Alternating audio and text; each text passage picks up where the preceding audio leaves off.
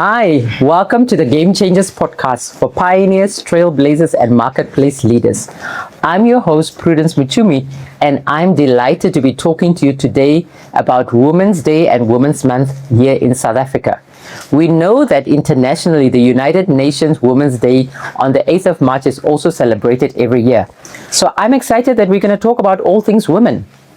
These occasions highlight the achievements of women, the challenges that women face, and it also allows us to pause and to discuss and bring to the fore, to visibility, the role that women play in our society. So my topic today is honoring the past, empowering the present, and building the future. On the 9th of August in 1956, over 20,000 women marched to the Union buildings in Pretoria, South Africa. They marched peacefully, they marched courageously, and they marched with a determination that would leave a permanent mark on South African history. These women came from different backgrounds, different cultures, different languages, and different communities. Yet they were unified by a common purpose. They were marching for justice, dignity, and equality. So today, nearly 70 years later, we still celebrate Women's Day. But it goes beyond celebration of just sending flowers, social media posts, podcasts, sending WhatsApps. Today, we are going to talk about what this Women's Day actually means. And perhaps even more importantly, how do we continue the work of building a society where every woman can thrive, can lead, and can live without fear in our society? So the theme for Women's Day this year in 2026, 70 years later, is Empowered Women, Empower the Nation. And this theme also pays tribute to all those women who marched in 1956, 70 years ago. So this episode is going to be talking about the history and significance of Women's Day in South Africa, why this day still remains relevant, why are we still talking about it, the challenges that women face even in our society today, and why we should support the contribution of women in our communities, our society, and our nations. Each contribution of every woman will make our society a better place, our country a better place, and all the nations of the world. Because as I said, the theme for the International Women's Day this year was rights, justice, action for all women and all girls. So before I go into the talk, I would like to just unpack a little bit, what does August mean as we're celebrating Women's Month in August here in South Africa? August means distinguished, great, acclaimed, esteemed, grand, important, magnificent, impressive, high-ranking, renowned, well thought of.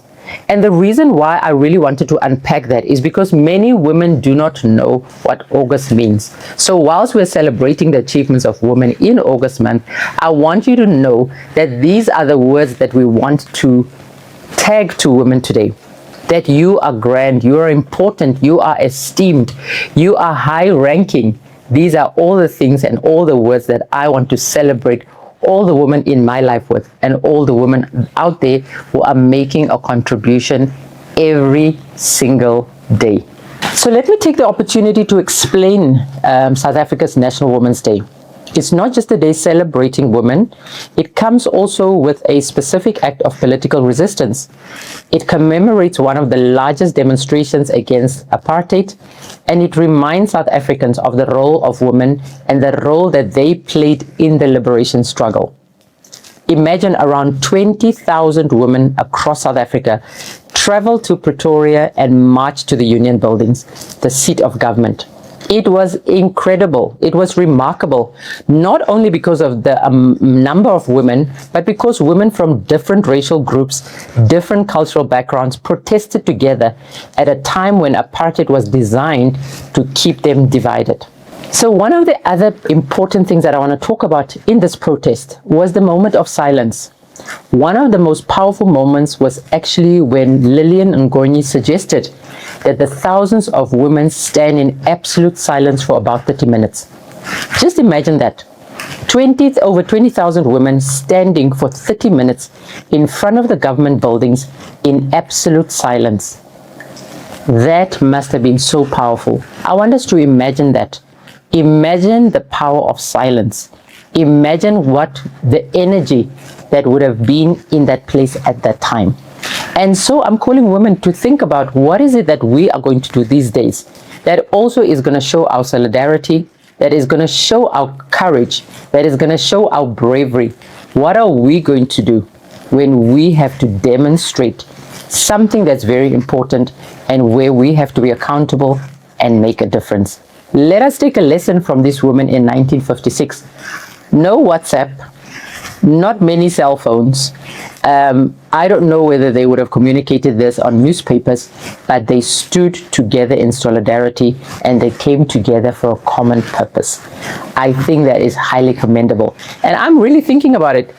Are we able to bring 20,000 women together on one common purpose to talk about the challenges, to talk about the achievements, and also to encourage those women that are still climbing the ladder? So my challenge, as I said to women, is can we do that? Can we come together under a common purpose? These were women who were from different races, different groups, different languages, different cultures, and they came together. So today it's also giving us the opportunity to come together for a common purpose, to come and talk about the women and the challenges that women face.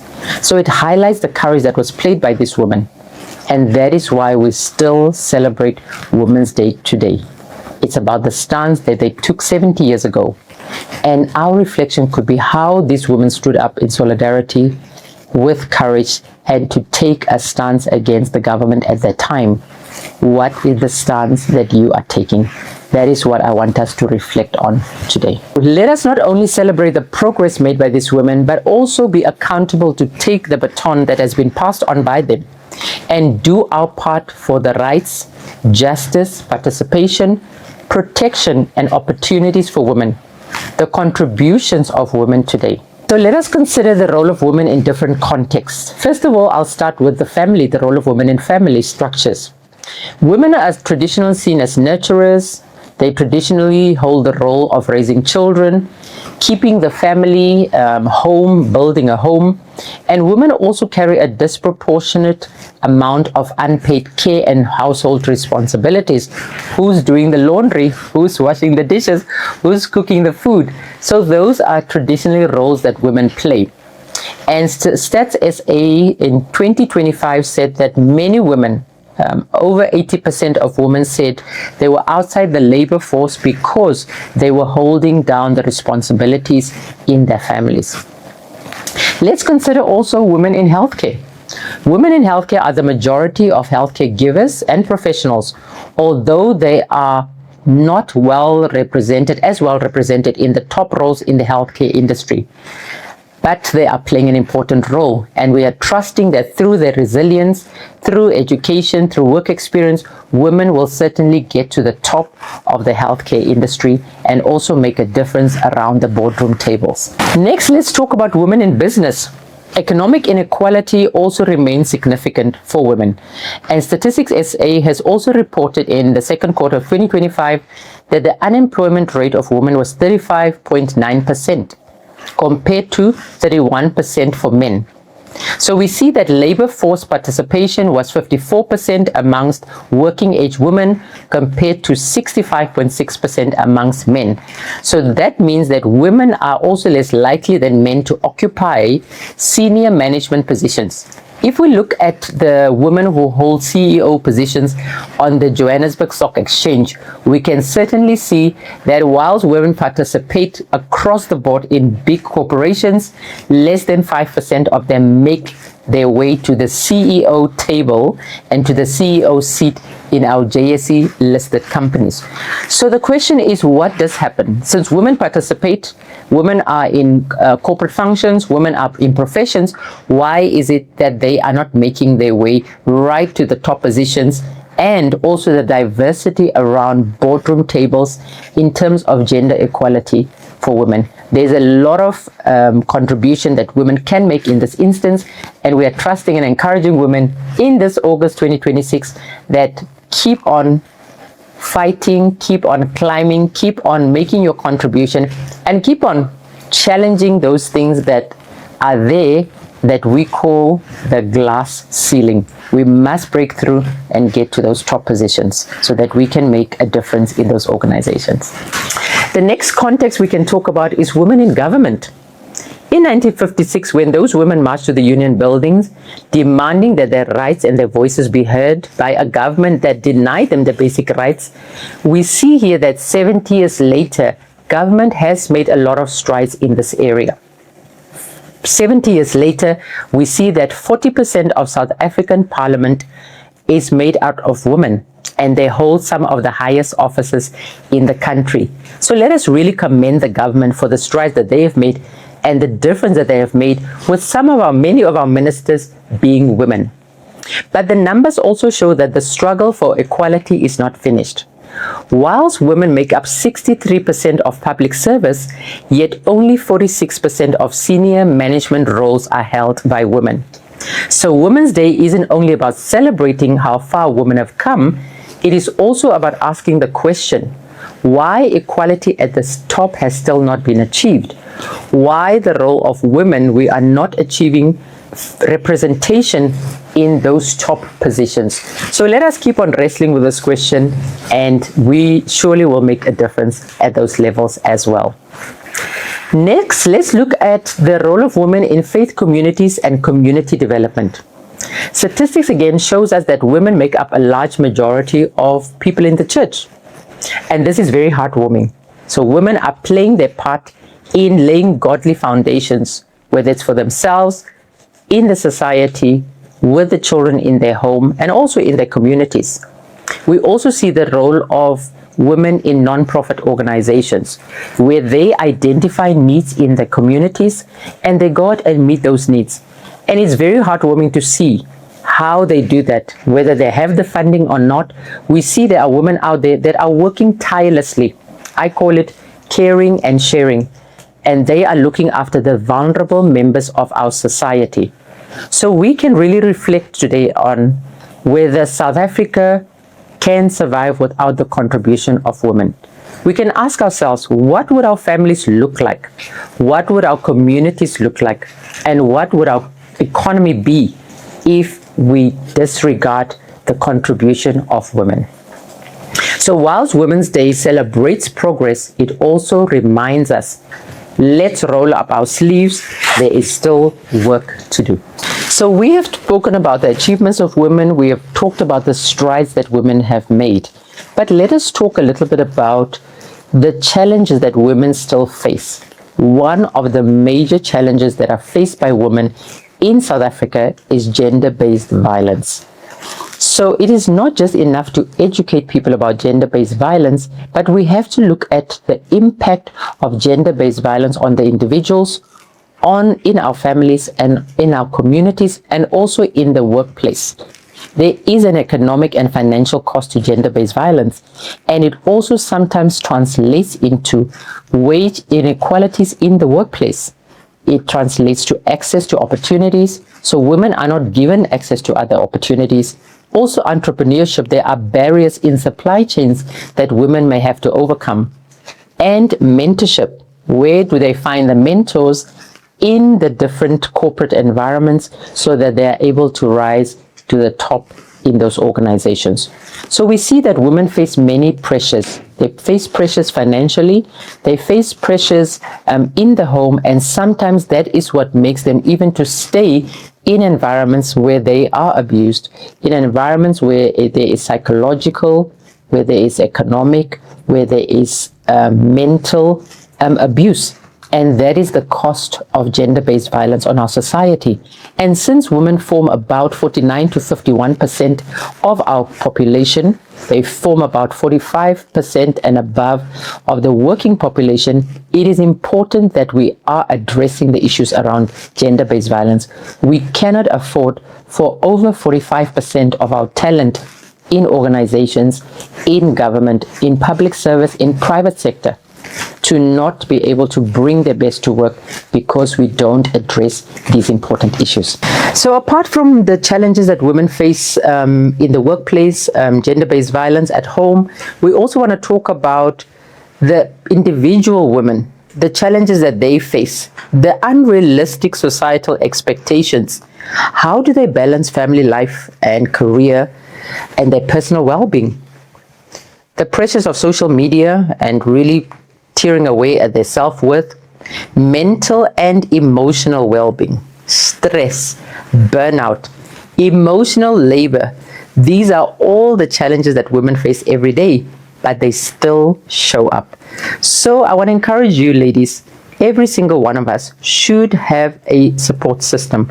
It is really, really important as we're going through life, and as life is happening to you, you must be able to check into that support system and allow others to really help, to assist, and to provide the support that may be needed at specific times.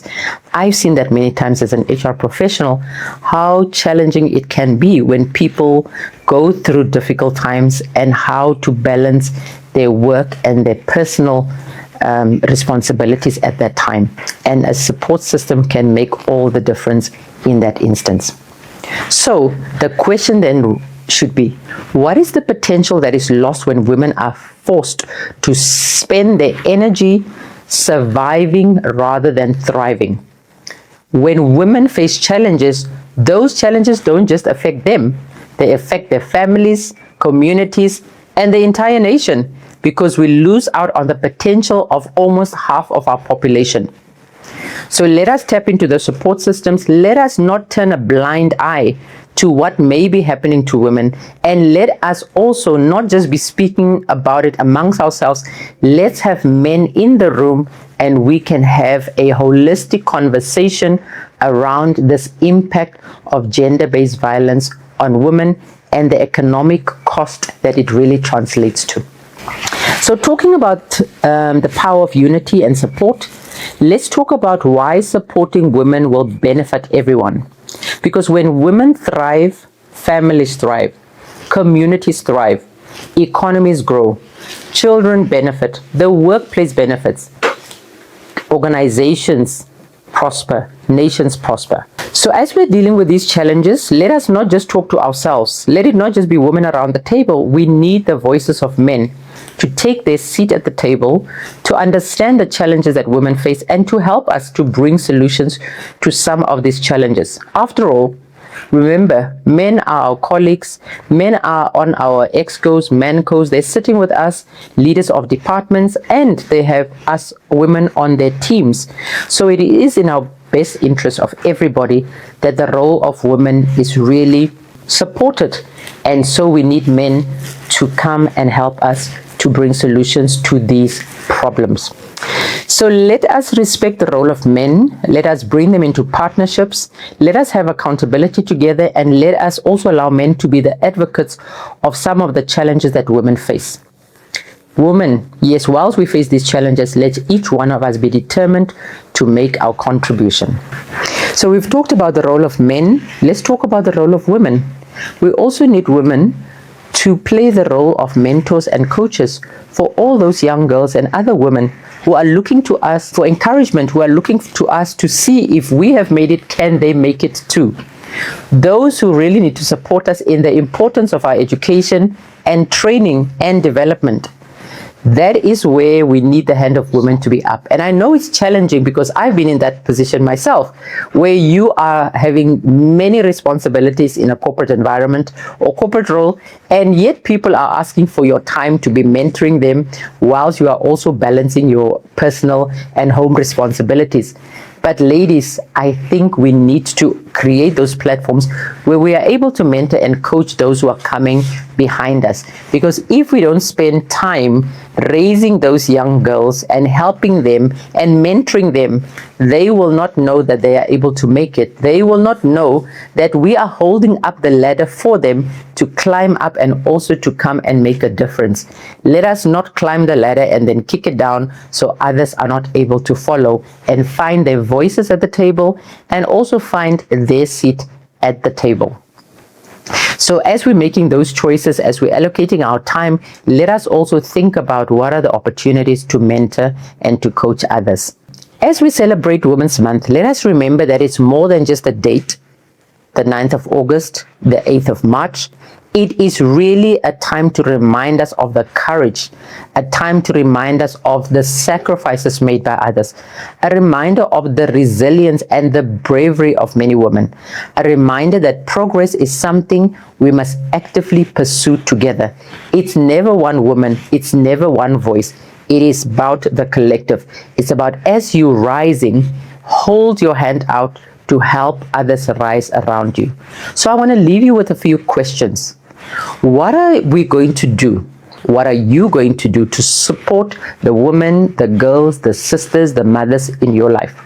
Secondly, how can your community become a safer environment, a more empowering environment for women and girls? And what kind of future are we creating for the next generation of girls? So as those women marched in 1956, they did not march for themselves alone. We need to start planting trees that we may not sit under, but we are doing it for the next generation. Today, we are benefiting from their courage. The question is, are we ready to make our contribution for the benefit of future generations? So the question that we ask is, this is your call to action. So the question I want to leave with us today is, what will future generations thank us for? That is your call to action. If you are sitting there listening and this really resonated with you, we'd like to hear from you. We'd like to hear a comment, a like, a subscribe. We want to hear what landed for you. What are you going to do differently as you leave this conversation today? What is that decision that you've been postponing? What have you procrastinating about? What is that business that you were supposed to start? The book you were supposed to write? What is that act of courage and bravery that you need to step out on? Take that risk. That is how I want to encourage you today. So ladies, if you're listening to me today, it is time to step out.